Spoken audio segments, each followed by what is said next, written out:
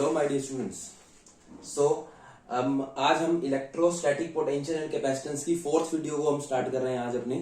आज की वीडियो में हम लोग जो है जो टॉपिक्स हमने अब तक पढ़े हैं उनके न्यूमेरिकल्स को प्रैक्टिस करेंगे। Okay my dear students. So पहला जो न्यूमेरिकल हम प्रैक्टिस आज कर रहे हैं that is example number 2.1 from your NCERT.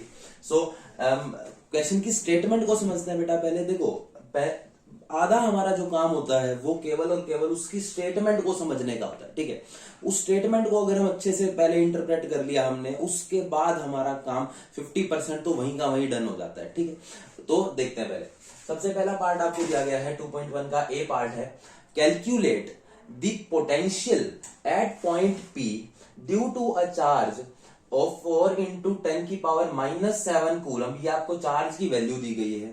Located 9 centimetre away. आपके पास में जो है क्या है, वेट अ सेकेंड, आपके पास में ये एक चार्ज दिया गया है, पॉजिटिव चार्ज है, जिसकी वैल्यू कितनी दी गई है, क्यू की वैल्यू कितनी आपको जो दी गई है दैट इज 4 × 10⁻⁻7 कूलम। ओके, इस पॉजिटिव चार्ज से 9 सेंटीमीटर दूर, यानी कि आर की वैल्यू कितनी है 9 सेंटीमीटर, 9 सेंटीमीटर दूर एक पॉइंट है पी। तो ये हमने पी पॉइंट बना दिया जो कि 9 सेंटीमीटर अवे है इससे। ओके, अब इस 9 सेंटीमीटर अवे वाले पॉइंट के ऊपर पोटेंशियल की वैल्यू आपको निकालनी है। किसकी वजह से? अब ये देखो पॉइंट चार्ज है जिसे, ठीक है, तो पॉइंट चार्ज की वजह से 9 सेंटीमीटर डिस्टेंस के ऊपर आपको इलेक्ट्रिक पोटेंशियल निकालना है। बड़ा ही इजी है। तो we know the formula for this. क्या फॉर्मूला होता है? सिंगल पॉइंट चार्ज का जब हमने कल निकाला था, डिराइव किया है, V = KQ/R, isn't it? V = KQ/R। अब अगर तो हमारे पास मीडियम वैक्यूम दे रखा है तो K की वैल्यू सीधा सीधा 9 × 10⁻9 पुट कर देंगे। तो वही हम यहां कर रहे हैं, 9 × 10⁻9, ये हमने K की वैल्यू पुट करी। अब Q, what is charge? Charge की वैल्यू कितनी दी गई है 4 × 10⁻7।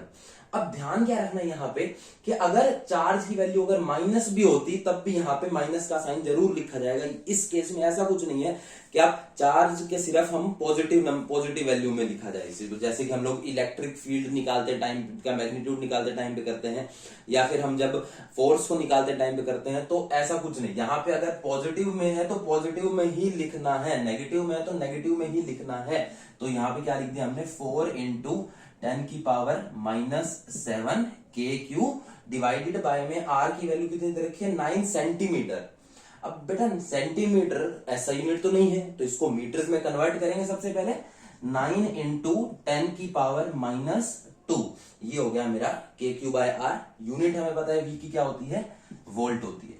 ओके, अब इसको सोल्व कर लेंगे हम लोग। ये क्या आ गया, जैसे 9 से 9 कैंसिल हो गया, तो 4 × ये ऊपर चला जाएगा 10⁻+2 हो जाएगा, 9 × 2 11, 11 में 7 गए, तो हमारे पास में कितना बच गया, 4 बच गया।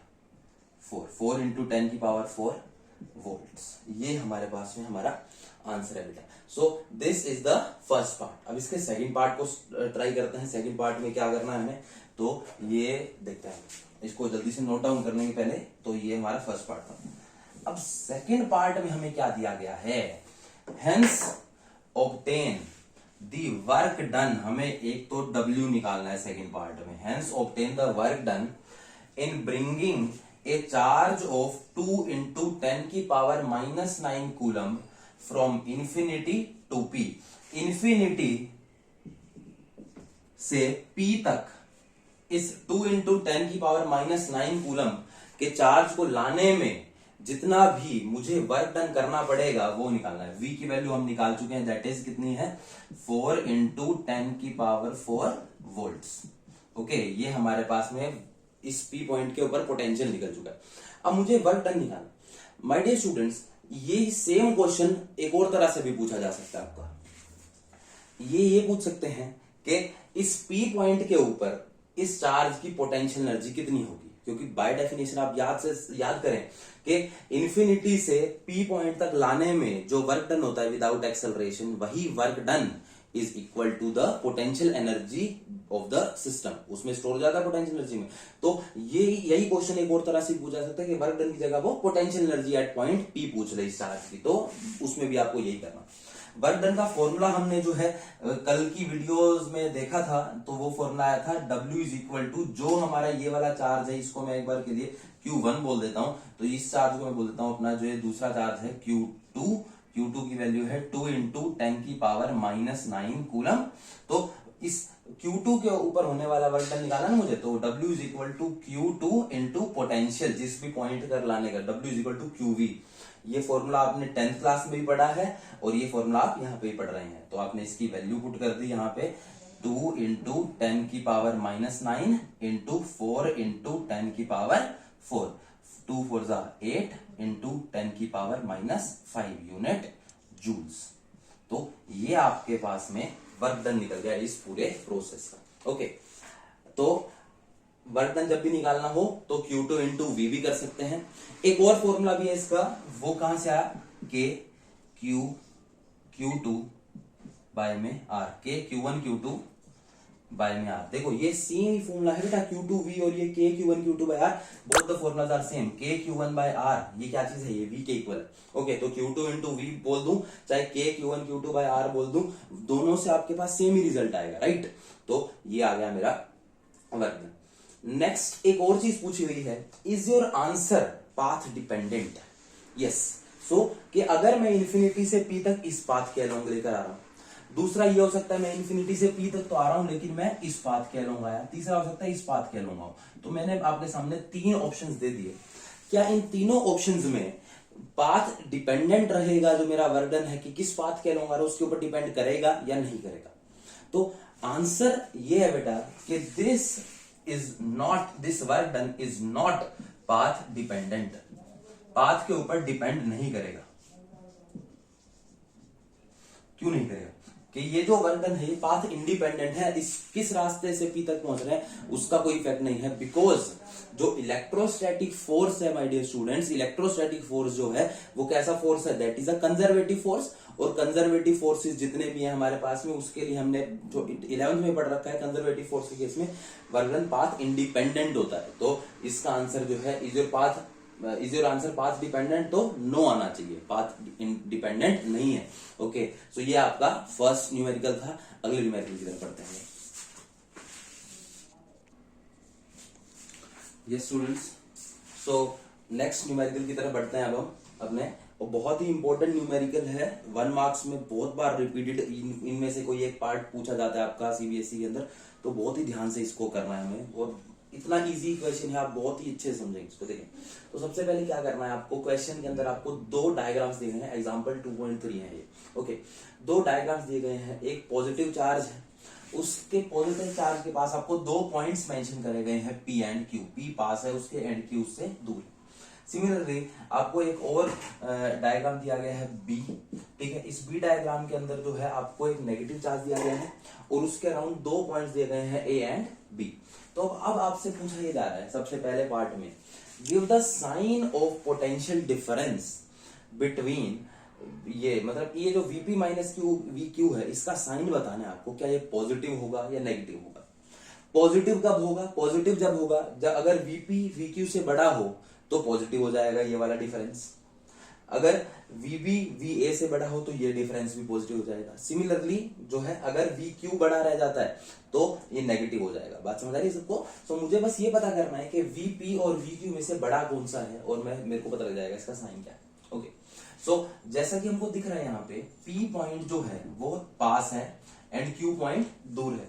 ओके, मुझे पोटेंशियल का फॉर्मूला पता होता है, V is equal to K Q by R होता है सर। ये पॉजिटिव चार्ज है, पॉजिटिव चार्ज का मतलब न्यूमरेटर जो है इसका वो पॉजिटिव है। अगर पॉजिटिव न्यूमरेटर है तो अब मैं इसको चेक कर सकता हूँ डिस्टेंस के हिसाब से वेरिएशन करके, ठीक है।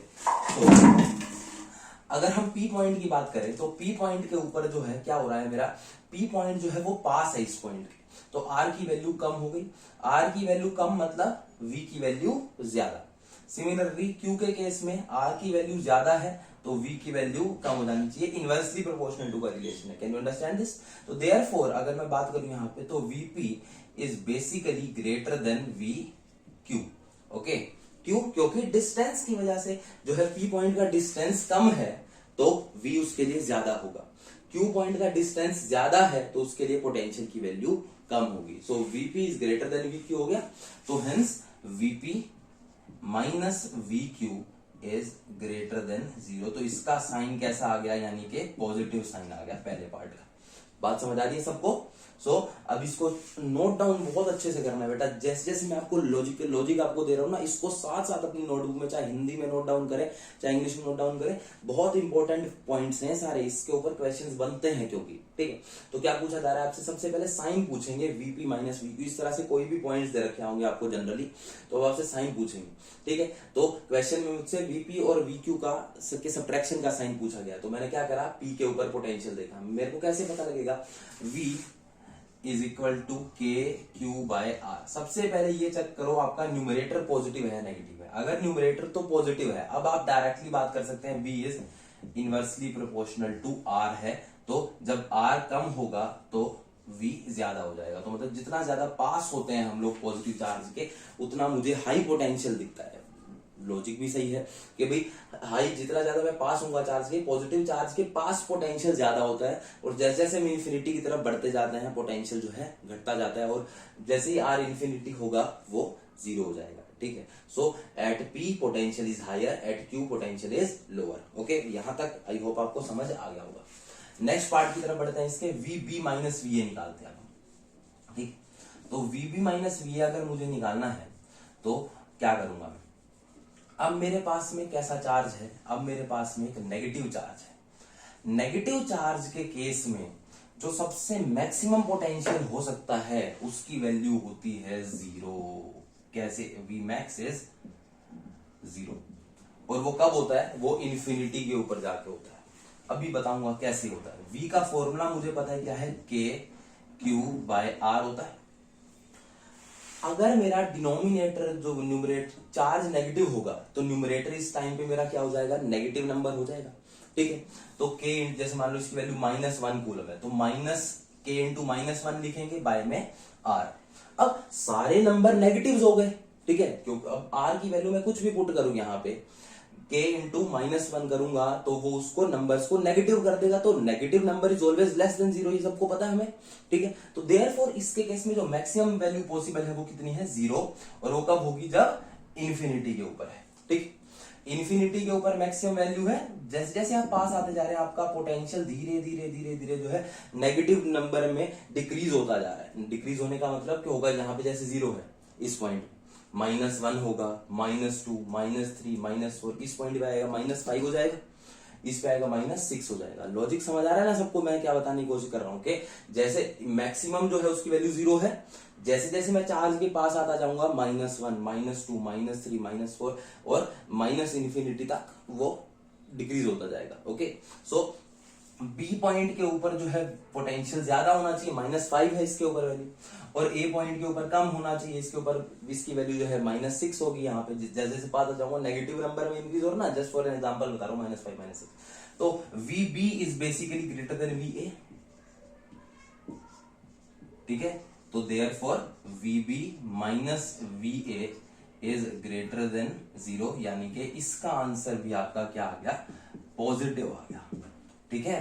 सो इसको आप बेसिक हिंदी में नोट डाउन कर लो कि पॉजिटिव चार्ज के पास पोटेंशियल ज्यादा होता है और दूर पोटेंशियल कम होता है, ठीक है। नेगेटिव चार्ज से दूर पोटेंशियल ज्यादा होता है और पास पोटेंशियल कम होता है, ठीक है। इसको याद रखेंगे, इसके और इस तरह से क्वेश्चन को आप प्रैक्टिस कर सकते हैं, ठीक है। तो ये आपका पहला पार्ट था, दोनों ही केस में आंसर आपका पॉजिटिव आया है, ठीक है। अब सेकंड पार्ट की तरफ अपने बढ़ते हैं। सेकंड पार्ट का में क्वेश्चन क्या दे रखा है आपको, सेकंड पार्ट में आपसे क्वेश्चन बड़ा अच्छा दिया गया है, क्या, give sign of potential energy difference यानी कि delta U of a small negative charge between Q and P। ये पॉइंट P था और ये पॉइंट आपका Q था, ओके। तो Q और P पॉइंट के बीच में आपको पोटेंशियल एनर्जी डिफरेंस का साइन बताना है। डिफरेंस का साइन बताने का मतलब कि आपको अगेन वही है, अगर मुझे Q और P पॉइंट के बीच में डिफरेंस का साइन बताना तो मुझे बेसिकली UQ माइनस UP इसका साइन बताना है। ये डेल्टा U है ना मेरा, अगर Q और P के बीच में बात करूं तो मुझे UQ माइनस UP का साइन बताना है कि वो पॉजिटिव है या नेगेटिव है। कैसे पता लगेगा पॉजिटिव है या नेगेटिव है? मैं Q पॉइंट के ऊपर पोटेंशियल एनर्जी निकालूं और P पॉइंट के ऊपर निकालूं। अगर Q पे ज्यादा आ गई पोटेंशियल एनर्जी तो पॉजिटिव हो जाएगा, P पे ज्यादा आ गई तो नेगेटिव हो जाएगा। ठीक है, तो ये मेरे को इस तरह से करना। अब देखते हैं कैसे करेंगे इसको। Give sign of potential energy difference, अब किसके निकालना है? Of a small negative charge. Negative charge दिया गया बेटा यहां पर, मतलब देखो जो भी आपको जब भी इस तरह क्वेश्चन करना हो, आपको जिन दो पॉइंट के बीच में Q और P के बीच में निकालना है, आप इस नेगेटिव चार्ज को मान लो सबसे पहले जो है इसके ऊपर रखा हुआ। ठीक, अब आप ये बताओ कि ये एक पॉजिटिव चार्ज है, ये एक नेगेटिव चार्ज है। ये पॉजिटिव चार्ज क्या करेगा? इस नेगेटिव चार्ज को अपनी तरफ अट्रैक्ट करेगा कि नहीं करेगा? बिल्कुल अट्रैक्ट करेगा, इसके अंदर तो कुछ हो ही नहीं सकता, positive always attracts the negative.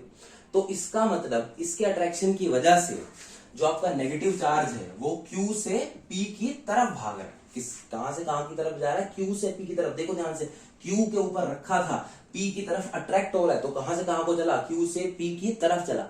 Okay, अब हमने छोटी क्लास में पढ़ा था ये बात को कि हर चीज जो है अपनी पोटेंशियल एनर्जी को डिक्रीज कर देना चाहती है। ठीक है, पोटेंशियल एनर्जी डिक्रीज कर देना चाहती है। क्या क्या याद दिला रहे हो सर? कि छोटी क्लास में 10th 9th में पढ़ा होगा, 11th में पढ़ा होगा। जैसे ये मेरे पास में एक मार्कर है, मैंने इसको जमीन से ऊपर उठाया हुआ है, इसकी पोटेंशियल एनर्जी हाई है। जैसे इसको छोड़ूंगा ये अपनी पोटेंशियल एनर्जी डिक्रीज करने की डायरेक्शन में मूव करता है। तो जैसे नीचे की तरफ क्यों गिरा? क्योंकि पोटेंशियल एनर्जी नीचे की डायरेक्शन में डिक्रीज हो रही है इसकी। इसी तरह से हर एक चीज जो भी मोशन शो कर रही है अपने पोटेंशियल एनर्जी को डिक्रीज करने के लिए कर रही है इन द स्टैटिक सिचुएशन। ठीक है, तो ये जो भी मोशन इसका होगा वो किस लिए होगा? अपनी पोटेंशियल एनर्जी को डिक्रीज करने के लिए होगा। तो अगर इसकी मैं बात करूं तो नेगेटिव चार्ज जो है Q से P की तरफ जा रहा है, तो सीधी सी बात है अगर पोटेंशियल एनर्जी डिक्रीज हो रही होगी इस डायरेक्शन में तभी तो जा रहा होगा। तो इसका मतलब पोटेंशियल एनर्जी एट Q ज्यादा है than potential energy at P। तो बस अब आपका पास सीधा सीधा आ गया UQ minus UP is greater than 0। इसको मैं इधर लेके जा रहा हूं। ठीक है, तो आपके पास इसका साइन क्या है? आपके पास में इसका साइन आ गया बेसिकली आपका पॉजिटिव। ओके, सो ये था आपका कि sign of potential energy difference delta U of a small negative charge between Q and P। ये क्वेश्चन में पूछा हुआ था।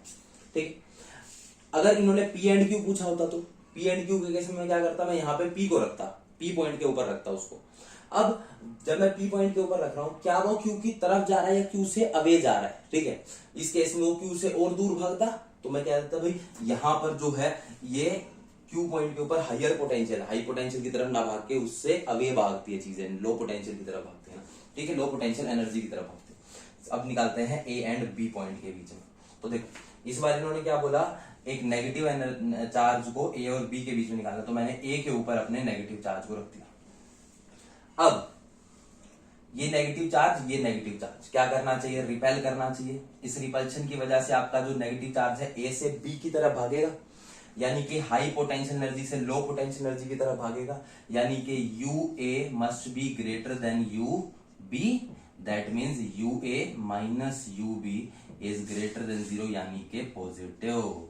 ठीक है, तो इसका आंसर भी आपका क्या आ गया? पॉजिटिव आ गया। अभी तक जितने भी आंसर आए हैं अभी तक हमारे पास पॉजिटिव आंसर आए चारों केस। ठीक है, सो A और B के बीच में अगर मैं यहाँ पे, अगर क्वेश्चन में इन्होंने ये दे रखा होता A एंड B की जगह B एंड A निकाल के दिखाओ, तो B एंड A निकालने के केस में क्या करता? मैं यहाँ पे अपने B पॉइंट के ऊपर अपने नेगेटिव चार्ज को रखता। नेगेटिव चार्ज ये अब भी उसको रिपेल करता, यानी कि B पॉइंट से ये उससे दूर भागता। तो अगर उस A की तरफ तो नहीं गया, क्यों नहीं गया? क्योंकि A पे तो हाई पोटेंशियल है, इसलिए A की तरफ नहीं गया। तो इस सिचुएशन में मैं क्या बोलूंगा? UB is actually less than UA लिखता मैं यहाँ पे, जैसा कि यहाँ पे लिखा हुआ मैंने। और उस टाइम पे UB माइनस UA का साइन निकाला जाता, तो मैं ऐसे नेगेटिव आंसर लिखता मैं। लॉजिक समझ आना चाहिए, लॉजिक समझ आ रहा है ना सबको? अगले पॉइंट की तरफ बढ़ते हैं, अपने C पार्ट की तरफ। Give sign of work done by field in moving a positive charge from Q to P। Q to P ले जाने में एक बार पहले सबको दोबारा से रब कर लेते हैं, उसके बाद आगे बढ़ेंगे। तो इसको रब कर दिया सारा। ये पॉइंट आपका A था, ये पॉइंट आपका B था, ये P पॉइंट है एंड ये आपका Q पॉइंट है। तो अब आपसे पूछा गया give sign of work done by field in moving a positive charge from Q to P, Q से P तक ले जाने में, यहाँ पे एक आपके पास में पॉजिटिव चार्ज रखा हुआ है, ठीक है। Give sign of work done by field in moving a positive charge from Q to P, Q से P तक ले जाने में जो फील्ड ने वर्क डन करा है, फील्ड मतलब जो electric field created by this charge, उसने जो वर्क डन करा है उसका साइन आपको बताना है पॉजिटिव है या नेगेटिव है। वर्क डन का साइन कैसे पता लगता है? वर्क डन का साइन पता लगाने का तरीका है work is equal to F D cos theta. Okay, अगर तो जो है कोस थीटा की वैल्यू आपकी पॉजिटिव आएगी, जो कब आएगी? एक्यूट एंगल्स के केस में। अगर थीटा आपका एक्यूट है, एक्यूट एंगल है, तो वर्क डन इज पॉजिटिव। अगर थीटा आपका ऑब्ट्यूज है तो work done is negative. Simple simple logic. So अब इस केस में देखो, वर्क डन बाय फील्ड देखना है मुझे, केस में work done by field. Work done by field निकालने के लिए मैं क्या देखूंगा कि ये जो पॉजिटिव चार्ज का फील्ड है, ये इस पॉजिटिव चार्ज के ऊपर फोर्स किस डायरेक्शन में लगा रहा है? फोर्स तो ये इस डायरेक्शन में लगा रहा है, पॉजिटिव पॉजिटिव रिपल्शन, तो this is the direction of the force, electric force. Work done by field के लिए फोर्स बाय फील्ड निकालूंगा ना, तो ये फोर्स बाय फील्ड की डायरेक्शन होगी। इसके बावजूद इन्होंने मोशन क्वेश्चन में कहां से कहां को दे रखा है? Q से P की तरफ मोशन दे रखा है। अकॉर्डिंग टू द क्वेश्चन मेरा चार्ज पार्टिकल है, मुझे Q से P तक लेके आना है, तो कोई एक्सटर्नल आदमी उसको Q से P तक लेके आ रहा है, तो ये हो गई आपके डिस्प्लेसमेंट की डायरेक्शन। इनके बीच में एंगल कितना बन गया? 180 डिग्री का एंगल बन गया। 180 डिग्री का एंगल मतलब cos 180 डिग्री इज -1, तो therefore work done is equal to -FD हो जाएगा आपका, ठीक है, माइनस फोर्स इंटू डिस्प्लेसमेंट। तो इसका आंसर क्या आ जाना चाहिए माय डियर स्टूडेंट्स? इसका आंसर जो है नेगेटिव आ जाना चाहिए। तो ये इस क्वेश्चन का आंसर है आपका negative. Okay, this is negative, positive बन गया ये, तो ये नेगेटिव। ओके, सो ये अगले पार्ट की तरफ बढ़ेंगे। Sign of work done by external agency in moving a small negative charge from B to A। अब ये देखो, अब किसके द्वारा वर्क डन निकालना है? Work done by external agency निकालना है, यानी कि आपने जो वर्क डन करा है वो निकालना है। वो in moving a small negative charge, एक negative charge from B to A, B के ऊपर आपने एक स्मॉल नेगेटिव चार्ज रखा हुआ है। ओके, इस नेगेटिव चार्ज को आपने B से A की तरफ लेके आना है। ओके, अब आपने जो वर्क डन करा है उसका साइन बताना है आपको। अब ये नेगेटिव, ये नेगेटिव, ये दोनों एक दूसरे को रिपेल कर रहे हैं, तो इलेक्ट्रिक फोर्स की डायरेक्शन ये है। ओके, लेकिन आपको इलेक्ट्रिक फोर्स के बारे में बात नहीं करनी है, आपने एक्सटर्नल एजेंसी के वर्क डन की बात करनी है। तो इलेक्ट्रिक फोर्स के इधर रिपल्शन के बावजूद एक एक्सटर्नल एजेंसी उसको इस डायरेक्शन में फोर्स लगा के ही तो आगे ला पा रही होगी B टू A, ठीक है। तो एक्सटर्नल फोर्स की डायरेक्शन क्या हो गई?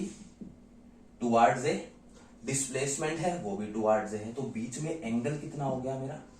0 डिग्री हो गया। तो hence work done is basically positive. इस केस में वर्क डन क्या आ गया मेरा? पॉजिटिव आ गया। Work done by the external agency is positive in this case. तो ये देखो किस तरह से हम साइंस को निकाल रहे हैं। नेक्स्ट पार्ट की तरफ बढ़ेंगे। Does the kinetic energy of a small negative charge increases और decreases in going from B to A? कैसा चार्ज है? नेगेटिव चार्ज है। जब उसको B से A लेके जाते हैं तो उसकी काइनेटिक एनर्जी के ऊपर क्या इफेक्ट पड़ता है? देखो, एक ही क्वेश्चन में कई तरह की चीजें पूछ रही है इन्होंने। तो क्या कह रहे हैं कि भाई एक नेगेटिव चार्ज को हम जब B से A लेके जा रहे हैं तो उसकी काइनेटिक एनर्जी पे क्या इफेक्ट पड़ना चाहिए? ये नेगेटिव चार्ज है मेरा, जब मैं उसको B से A लेके जा रहा हूँ, तो अब बात को समझे, जब B से A की तरफ मैं उसको लेके जा रहा हूँ, ये नेगेटिव चार्ज उसको रिपेल करने वाला है। इस रिपेल्शन की वजह से उसकी स्पीड जो है, अगर मैं पीछे से एक्सटर्नली फोर्स को लगाना हटा देता हूं, बेसिकली मैंने यहां से मान लो इसकी कांस्टेंट वेलोसिटी दी, अब इसको मैं आगे की तरफ धकेल रहा हूं, कांस्टेंट वेलोसिटी दे दी, एक ही बार में कांस्टेंट वेलोसिटी दे दी, अब इसको हटा दिया मैंने अपना फोर्स, एक्सटर्नल फोर्स। अब क्या होगा? धीरे धीरे इस रिपल्शन की वजह से इसकी स्पीड जैसे घटती जाएंगी, स्लो हो जाएंगी, और स्पीड अगर स्लो रही है तो काइनेटिक एनर्जी भी स्लो होती जाएगी, यानी कि डिक्रीज आंसर आएगा आपका। तो डिक्रीजेस इज द आंसर है। ओके, तो बेटा ये आपका क्वेश्चन था जो हमें इसको प्रैक्टिस करना था। तो आई होप इसको चाहे एक बार दोबारा से रिपीट करके सुन लेना, बहुत ही इंपॉर्टेंट टॉपिक्स हैं इस वाले पार्ट, इस वाले न्यूमेरिकल में खास करके।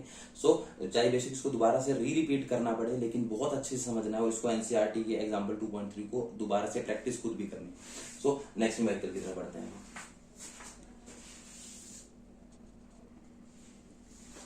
Yes students, this numerical is based on superposition principle of potentials। तो उसके ऊपर हम ये न्यूमेरिकल ट्राई कर रहे हैं। क्या न्यूमेरिकल है? टू चार्जेस 3 into 10 की पावर -8 कूलम एंड -2 into 10 की power -8 coulomb are located 15 centimetre apart. At what point on the line joining them will the potential be zero. क्या क्वेश्चन है आपसे कि भाई आपके पास में एक ये चार्ज है 3 into 10 की पावर -8 कूलम, और एक ये दूसरा चार्ज है आपके पास में -2 into 10 की पावर -8 कूलम। ओके, इनके बीच का जो डिस्टेंस है वो दे रखा है आपको 15 सेंटीमीटर। ओके, अब आपसे ये पूछा गया है at what point on the line joining them will the potential be zero. के किस पॉइंट के ऊपर, मान लो इस पी पॉइंट के ऊपर पोटेंशियल आपका जीरो आ रहा है। मैं मान लेता हूं ये पी पॉइंट जो है पॉजिटिव चार्ज से एक्स डिस्टेंस के ऊपर है, तो इससे कितना हो जाएगा 15 माइनस एक्स सेंटीमीटर पे हो जाएगा। बस अब आपको इस पी पॉइंट के ऊपर इन दोनों की वजह से पोटेंशियल निकालना है, और इस क्वेश्चन के अकॉर्डिंग इस पी पॉइंट के पोटेंशियल की वैल्यू जीरो है तो उसको जीरो के इक्वल रख देना है। So potential at point P must be equal to zero. ठीक है, तो पॉजिटिव चार्ज की वजह से निकालेंगे VP is equal to K, Q की वैल्यू पुट कर दी 3 into 10 की पावर -8 डिवाइडेड बाय में x सेंटीमीटर है तो x into 10 की पावर -2 कर दिया, x into 10 की पावर -2। अगले में प्लस k -2 into 10 की power -8 divided by 15 minus x into 10 की पावर -2। ये क्वांटिटी किसके इक्वल होनी चाहिए? ये जीरो के इक्वल होनी चाहिए। इधर अब इसको सोल्व कर लेंगे हम लोग, तो जो है हमारे पास में क्या आ जाएगा k into 3 into 10 की पावर -8 डिवाइडेड बाय में x into 10 की power -2 is equal to k 2 into 10 की power -8 divided by 15 minus x into 10 की पावर -2। तो चीजें कटती हैं उनको काट लेंगे, k से k कैंसिल हो जाएगा, 10 की पावर -8 से -8 कैंसिल, 10 की पावर -2 से 10 की पावर -2 कैंसिल हो जाएगा। इक्वेशन कहां तक बच गई हमारे पास में 3/x is equal to 2 divided by 15 minus x। Solve करेंगे इसको, 3 into में 15 minus x is equal to 2x, और सोल्व करेंगे इसको 15 3 45 minus 3x is equal to 2x। So 45 is equal to 5x, x इसको इज इक्वल टू 9 सेंटीमीटर आ गया होगा।